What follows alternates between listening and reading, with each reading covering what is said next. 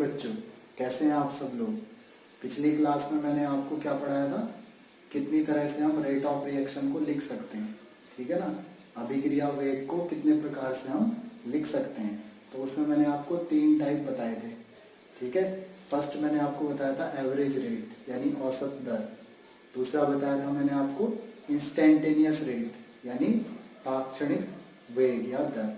ठीक है, और तीसरा बताया था इनिशियल रेट यानी प्रारंभिक दर या प्रारंभिक वेग। इन तीनों में मैंने आपको बताया था कि कंपटीशन एग्जाम में इनिशियल रेट से क्वेश्चन आए हैं, किस टाइप से आते हैं वो भी मैंने आपको एक क्वेश्चन सॉल्व करा के दे दिया था।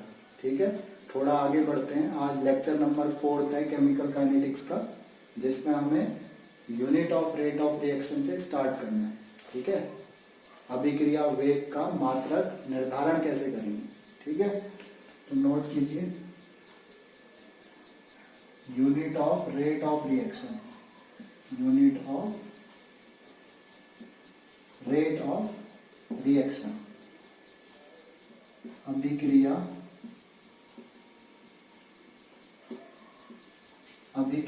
वेग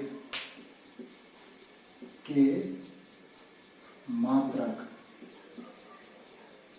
अभिक्रिया वेग के मात्रक की गणना कैसे निकालेंगे। अभिक्रिया वेग का मात्रक होता क्या है। तो मैंने फर्स्ट में ही आपको काफी सारे लेक्चर्स में बता दिया है कि केमिकल काइनेटिक्स में हमारे लिए इंपॉर्टेंट क्या होता है, मीडियम और फेज। ठीक है, कौन से मीडियम में रिएक्शन हो रही है। तो according to medium and phase, medium और फेज के अकॉर्डिंग यानी माध्यम के अनुसार हम मात्रक निकालने की कोशिश करेंगे। तो मीडियम और फेज क्या क्या हो सकते हैं। या तो हो सकता है जो आपका मीडियम हो, माध्यम हो, वो एक्वस हो।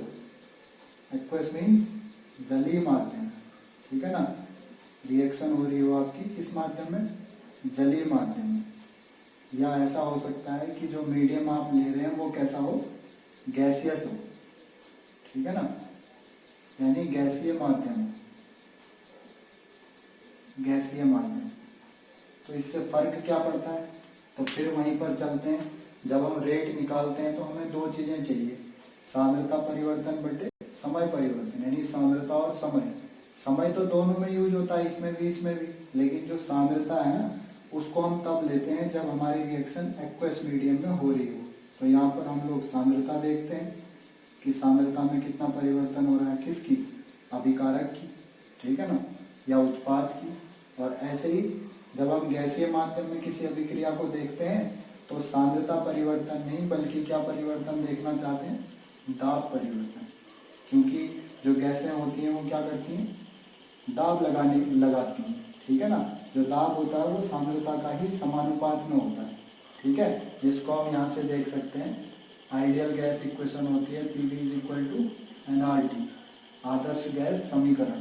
ठीक है, अगर हम यहाँ से V उस तरफ ले लें तो क्या हो जाएगा, P = n/V RT। ठीक है, जहाँ पर T क्या है, टेम्परेचर है। अगर टेम्परेचर को फिक्स कर दिया जाए तो उस समय पर हम क्या देखते हैं, ये जो n/V का वैल्यू होता है ना, number of moles upon volume, यही सांद्रता होती है। यानी जो आप सांद्रता यहाँ इस्तेमाल कर रहे हो C, उसका मान किसके बराबर, मोलों की संख्या बटे आयतन के बराबर। तो इसको C लिख सकते हैं। और अगर तापमान निश्चित हो तो R की वैल्यू तो वैसे ही फिक्स होती है। तो P किसके समानुपात हो जाता है, सांद्रता के। यानी जब हम जलीय माध्यम लेते हैं तो हम सांद्रता इस्तेमाल करते हैं, और जब हम गैसीय माध्यम लेते हैं तो हम दाब का इस्तेमाल करते हैं। ठीक है ना, और तो दाब और सांद्रता एक दूसरे के समानुपाती होती है। बस फर्क ये है कि जब रिएक्शन एक्वस मीडियम में हो रही हो तो आपने ये सांद्रता लेनी है, और जब गैसीय माध्यम में हो रही हो तो दाब लेना है। ठीक है, तो इनका मात्रक निकाल के देखते हैं। की पॉइंट हमारे पास वही है कि जब भी हम रेट निकालेंगे, ठीक है ना, जब भी हम दर निकालेंगे तो क्या लिखते हैं, सांद्रता परिवर्तन बटे समय परिवर्तन, सांद्रता परिवर्तन बटे समय परिवर्तन। ठीक है ना, इसी को हमने 3 टाइप से लिखना सीखा था। तो एक कोई भी टाइप आप उठा के ले लो, एवरेज रेट की बात ज़्यादा होती है तो एवरेज रेट ले लेते हैं, तो delta C upon delta T. ठीक हो गया। अब जब मात्रक की बात आती है तो यहाँ पर हमें दो चीज़ों के मात्रक चाहिए। नंबर एक मात्रक आपको सांद्रता का चाहिए, दूसरा समय का। तो सांद्रता के मात्रक बहुत सारे हैं, ठीक है ना, लेकिन नॉर्मली हम जो इस चैप्टर में ज़्यादा यूज करेंगे वो होगी मोलरता, यानी मोलैरिटी। ठीक है ना, तो मोलरता को हम लोग किससे दिखाते हैं, कैपिटल एम से। ठीक है ना, यानी मोल पर लीटर। ठीक है, तो मोलरता का के लिए हम लोग ने एम यूज कर लिया और टी का मात्रक एसआई मात्रक सेकंड। तो इस तरह से यहाँ से मात्रक निकल के आता है मोलर पर सेकंड। ठीक है, तो जब एक्वस मीडियम होता है तो उस समय रेट ऑफ रिएक्शन का जो मात्रक होता है वो मोलर पर सेकंड होता है। और जब बात आती है गैसियस माध्यम की तो उस समय पर हम क्या करेंगे, फॉर्मूले में सांद्रता परिवर्तन की जगह दाब परिवर्तन लिखेंगे। तो दर बराबर दाब परिवर्तन बटे समय परिवर्तन। तो बिल्कुल इस चीज का ध्यान रखना है, मोस्ट इंपॉर्टेंट है, कई सारे एग्जाम्स में पूछा जाता है, तो इसको आप लोगों ने अपना कंसेप्ट समझ करके गेन करना है। ठीक है ना, तो दाब परिवर्तन, दाब का मात्रक एसआई। ठीक है, एसआई मात्रक एटीएम। ठीक है ना, एटीएम में नॉर्मली हम क्या करते हैं, प्रेशर को लेते हैं, वैसे तो पास्कल भी है, बार भी है, लेकिन नॉर्मली इस चैप्टर में हम जो दाब का मात्रक लेंगे वो एटीएम लेंगे और समय का सेकंड। तो मात्रक यहाँ से क्या निकल के आ जाएगा, एटीएम पर सेकंड। तो दो मात्रक आपने सीख लिए यहाँ पर किसके लिए, अभिक्रिया वेग के। ठीक है ना, तो दो मात्रक, अगर आपका एक्वस मीडियम है तो फिर जो मात्रक होगा वो मोलर पर सेकंड होगा, और अगर गैसियस माध्यम है तो फिर एटीएम पर सेकंड। ठीक है, चलो इसको नोट डाउन कर लीजिए, उसके बाद नेक्स्ट पे आगे बढ़ते हैं। नेक्स्ट हेडिंग लगाओ, factors affecting rate of reaction.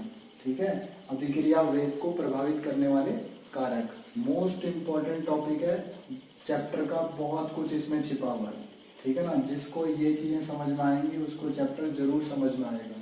तो हेडिंग लगा लीजिए, factors affecting rate of reaction. ठीक है, इसमें हमने 4 फैक्टर पढ़ने हैं जो बहुत ज़्यादा जरूरी हैं तो बहुत सारे फैक्टर, लेकिन उसमें से जो हमारे सिलेबस में है वो 4 फैक्टर्स हैं। तो number 1 concentration of reactant, concentration of reactant, अभिकारक की सांद्रता। ठीक है ना,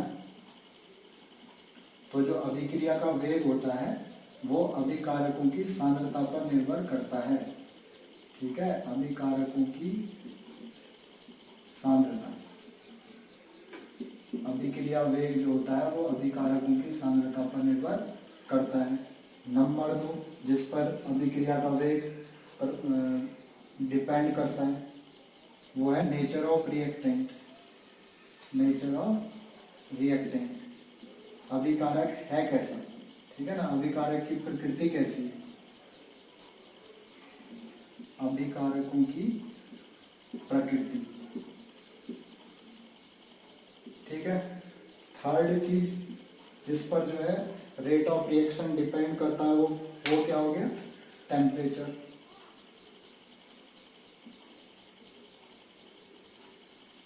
टेम्परेचर यानी तापमान। ठीक है, और एक और लास्ट चीज जो इसमें हमें पढ़नी है वो क्या है, कैटालिस्ट, मोस्ट इंपॉर्टेंट। कैटालिस्ट जो है किसी रिएक्शन के रेट को कैसे प्रभावित करते हैं, यानी उत्प्रेरक। उत्प्रेरक जो है वो भी क्या करते हैं, प्रभावित करते हैं किसी अभिक्रिया के वेग को। ठीक है ना, तो इसमें जो सबसे ज़्यादा इम्पोर्टेंट है ना, जिसके अंदर हमने एक बड़ा टॉपिक पढ़ना है वो ये है। ठीक है, rate of reaction concentration of reactant पर कैसे डिपेंड करती है। इसके अंदर एक टॉपिक आएगा order of reaction, most important topic है इस चैप्टर का, ऑर्डर ऑफ रिएक्शन। तो हम धीरे धीरे उसी की तरफ बढ़ेंगे।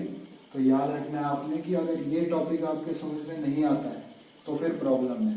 तो अभी आप इतना नोट कीजिए, फिर मैं इसे मिटा करके आपको नेक्स्ट हेडिंग डलवाता हूँ। तो स्टूडेंट्स नेक्स्ट हेडिंग लगाओ। जो फैक्टर्स हमने पढ़ने थे ना, वो मैंने आपको अभी तो नाम लिखाए हैं, ठीक है ना। अब आपने एक एक करके पढ़ने हैं। उसमें सबसे इम्पोर्टेंट जो फैक्टर है वो है अभिकारकों की सांद्रता, ठीक है। अभिक्रिया का जो वेग होता है वो सबसे ज़्यादा जो इम्पोर्टेंट टॉपिक है, जिस पर डिपेंड करता है, वो है अभिकारकों की सांद्रता पर, ठीक है। तो थोड़ा सा इसके बारे में मैं आपको थ्योरेटिकली बता दूँ। आप भी सोच सकते हैं अभिकारकों की अगर सांद्रता बढ़ेगी तो रेट पर क्या प्रभाव पड़ेगा। ऑब्वियसली बात है, किसी भी अभिक्रिया का जो रेट होगा वो सांद्रता बढ़ाने पर बढ़ जाता है। लेकिन इसको कंसेप्चुअली कैसे समझें। तो होता क्या है, केमिकल रिएक्शन के अंदर ये माना जाता है कि जितने ज़्यादा कण आपस में टकराएंगे, ठीक है ना, उतना ज़्यादा रिएक्शन किसकी तरफ बढ़ेगी, प्रोडक्ट फॉर्मेशन की तरफ बढ़ेगी, उत्पाद बनने के चांस उतने अधिक बढ़ जाएंगे। तो अब आप अपना हिसाब लगा करके देख सकते हैं कि टक्करें बढ़ेंगी कब, कब मॉलिक्यूल्स आपस में ज़्यादा टकराएंगे, संभावनाएं कब हैं टक्करों की, जब क्या होगा, अभिकारक की सांद्रता अधिक होगी, ठीक है ना। तो पहले ऐसे ही सोचा गया थ्योरेटिकली। तो थ्योरेटिकली जो हमारे समझ में आया वो ये चीज आई कि जो रेट ऑफ रिएक्शन होता है, रेट ऑफ रिएक्शन, अभिक्रिया का जो वेग होता है वो समानुपाती होता है किसके, कंसंट्रेशन के, ठीक है ना, सांद्रता के। किसकी सांद्रता, अभिकारक की सांद्रता, अभिकारक। तो अभिकारक की सांद्रता के समानुपाती होता है, ऐसा हमारे समझ में आ गया है, मैंने आपको बता भी दिया है, ठीक है ना। केमिकल रिएक्शन का मतलब यहाँ पर सिंपल होता है मॉलिक्यूल्स के टकराने से, ठीक है।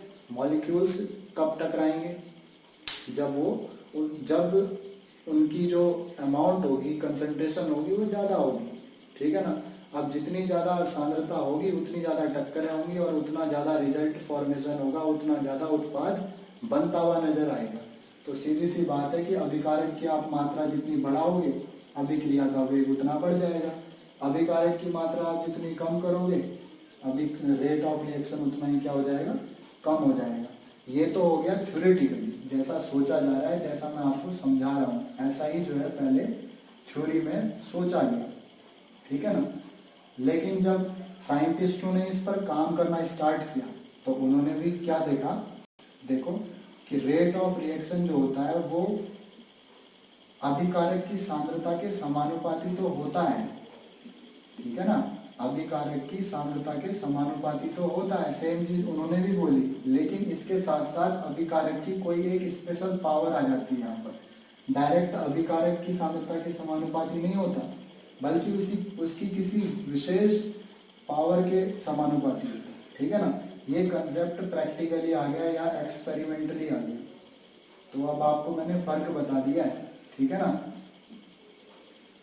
कि थ्योरेटिकली हम ऐसा सोच पा रहे थे, लेकिन जब केमिस्ट ने काम किया तो देखा कि जो रेट ऑफ रिएक्शन एक्चुअली होता है वो अभिकारक की सांद्रता के समानुपाती तो होता है, लेकिन उसकी किसी विशेष पावर के समानुपाती होता है, ठीक है ना। तो यहाँ पर यही चीज बहुत इंपॉर्टेंट बन जाती है कि ये क्या है, ये कहाँ से आया, ठीक है। तो ये एक्सपेरिमेंटली आ रहा है, ठीक है ना। तो इस एन को क्या कहते हैं, इसके बारे में अब अगली जानकारी हम लोग इकट्ठा करेंगे। जहाँ पर जो एन है वो क्या है, किसी अभिक्रिया की कोटि, ठीक है। जिस अभिक्रिया के बारे में बात चल रही है उस अभिक्रिया की क्या है, कोटि है, अभिक्रिया की कोटि। आपको बता दूं ये जो चैप्टर है इसमें 50% जो है इसी बात पर टिका हुआ है, ठीक है ना। किस पर, अभिक्रिया की कोटि, यानी order of reaction, order of reaction. तो थोड़ा इसके बारे में जान लेते हैं, ठीक है ना। ऑर्डर ऑफ रिएक्शन की क्वालिटी क्या होती है, नंबर 1 पॉइंट, स्टार पॉइंट है सारे क्योंकि मोस्ट इंपॉर्टेंट है कंसेप्ट के लिए। तो सबसे पहली चीज जो अभिक्रिया की कोटि के बारे में मैं आपको बताना चाह रहा हूँ वो क्या है कि अभिक्रिया की कोटि नेगेटिव हो सकती है, पॉजिटिव हो सकती है, जीरो हो सकती है, फ्रैक्शन हो सकती है, डेसिमल हो सकती है, यानी एन का मान कुछ भी हो सकता है, ठीक है ना। एन का मान नेगेटिव, 0 पॉजिटिव, कुछ भी हो सकता है, ठीक है ना। पूर्णांक हो सकता है, ठीक है ना, इसी को पूर्णांक कह देते हैं हम। और क्या हो सकता है, भिन्न में हो सकता है, ठीक है, दशमलव में हो सकता है, यानी n का मान जो है वो कुछ भी हो सकता है, ठीक है। इंटीजर भी हो सकता है और फ्रैक्शन भी और डेसिमल भी हो सकता है। तो एक चीज ये नोट करेंगे। दूसरा जो है वो इम्पोर्टेंट पॉइंट है, कई बार हमें ये समझ में नहीं आता है या भूल जाते हैं, तो उस बात को हम ध्यान रखेंगे कि जो n का मान है ना, मैंने आपको पहले ही बताया, थ्योरी में हम सोच रहे थे कि rate of reaction concentration of reactant पर डिपेंड करता है डायरेक्टली, यानी रिएक्टेंट आप बढ़ाते जाओ तो रेट ऑफ रिएक्शन ऑटोमेटिक बढ़ेगा, रिएक्टेंट आप घटा दो तो रेट ऑफ रिएक्शन क्या होगी, घटती जाएगी। लेकिन जब एक्सपेरिमेंटली देखा तो फिर आया था ना n, तो यानी n का जो मान होता है वो एक्सपेरिमेंट से ही आता है, उसको कैलकुलेट नहीं किया जा सकता। n का मान कहां से आता है, एक्सपेरिमेंट से आता है, इसको नॉर्मली हम कैलकुलेट नहीं कर पाएंगे थ्योरी से, तो n का मान एक्सपेरिमेंट से ही आता है,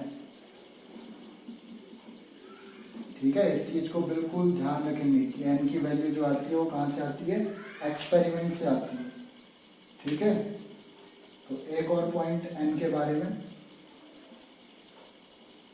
n के मान का, जो n का मान होगा उसका जो रिलेशन है, n के मान का संबंध, ठीक है ना, n के मान का जो संबंध है वो अभिक्रिया में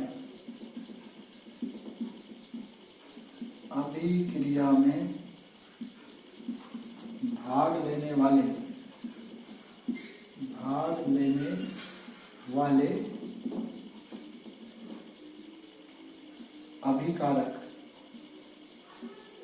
अभिक्रिया में भाग लेने वाले अभिकारक या अभिकारकों की स्टोइकियोमेट्री